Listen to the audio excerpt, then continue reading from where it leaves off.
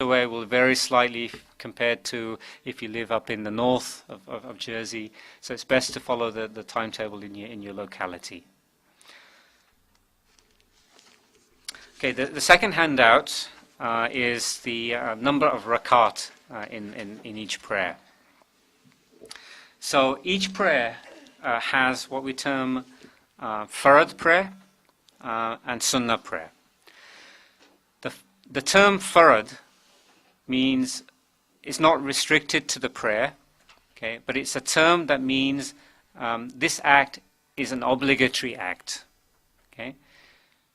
So in the context of prayer, okay, the farad prayers are those prayers which are obligatory. This means that these are the most important prayers, and these are a duty to Allah. And if one deliberately misses these prayers, then it is a sin.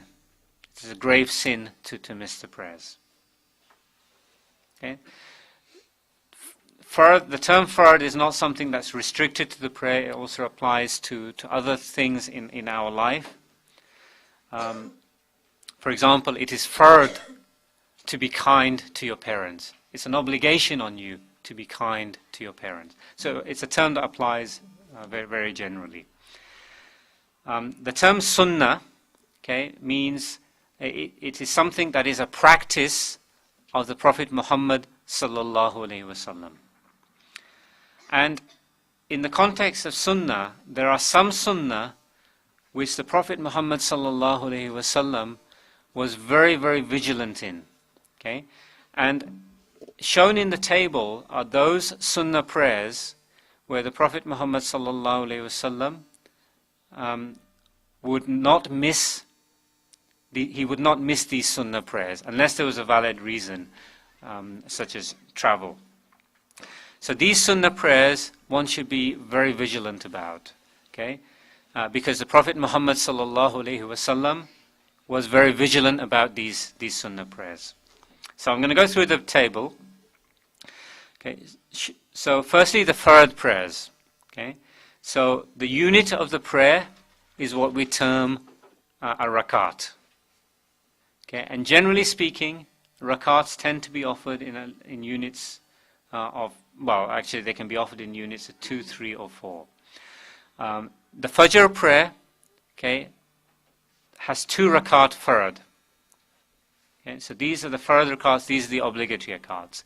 They are preceded by 2 sunnah rakats. Okay, and these sunnah rakats that are shown in the table are the most highly recommended sunnah rakats. These are the ones where the Prophet Muhammad sallallahu alaihi wasallam, unless he was traveling, he would be very vigilant and would always offer these sunnah prayers. Okay, so the 2 rakat before the fajr are rakats that he would always offer even when he was traveling. There are 4 rakat sunnah before zuhr. There are the 4 rakat of zuhr, and then the 2 rakat after zuhr, which are sunnah. The asr prayer has 4 rakat farad. The maghrib prayer has 3 rakat farad, followed by 2 rakat sunnah. And the isha prayer has 4 rakat farad, followed by 2 rakat sunnah. So altogether, within this table, you will see 12 rakat sunnah. Okay?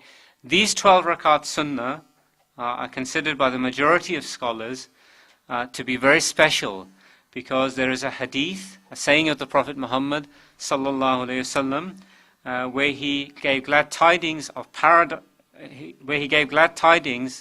that Allah will build a house in paradise for the person who offers these 12 rakat sunnah in a day. So if you offer these 12 rakat in a day, Allah will build you a house in paradise. If you offer these rakat a second day, Allah will build you another house in paradise, and so on. So there's a huge benefit that is associated with these 12 rakat. In addition, there are also other sunnahs where the Prophet ﷺ used to pray additional sunnah, not all of the time, and these are outlined on the handout.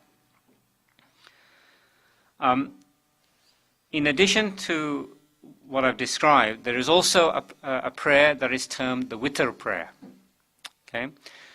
The Witr prayer is offered as an odd number of rakat. Typically it's offered as 3, but it can be offered as 1, 3, 5, 7, 9, 11, 13. Okay? Depending on how much time one has and how much devotion one has at a particular time. The Witr prayer should be offered as the last prayer of the night, before dawn. Typically, people will offer the Witr prayer immediately after Isha, and that's fine. But if one is planning to wake up later in the night to offer additional prayers, then it is better to offer the Witr prayer after those additional prayers. The Farad prayer that are shown on this table are the prayers that one offers in the masjid in congregation.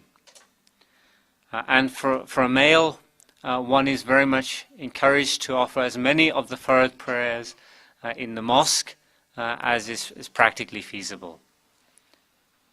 And the reward for offering the Farad prayers in the mosque is 25 to 27 times greater than praying alone. So wherever possible, one should try to pray in congregation rather than praying alone. The Farad prayers and their importance cannot be underestimated. Okay? And this is because the first thing that we will be asked about on the Day of Judgment, if our iman is intact, our belief is intact, then the first thing that we'll be asked about our actions is the prayer. Okay? Even before Allah will ask us, well, did you have a good relationship with your mother?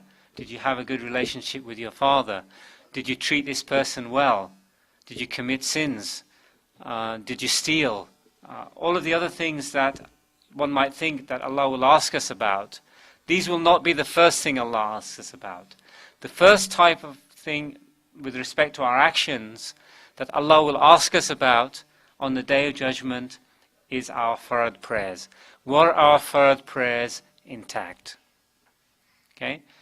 So it is very important to offer the Farad prayers on time, with devotion, with sincerity, with humility, and in the correct way.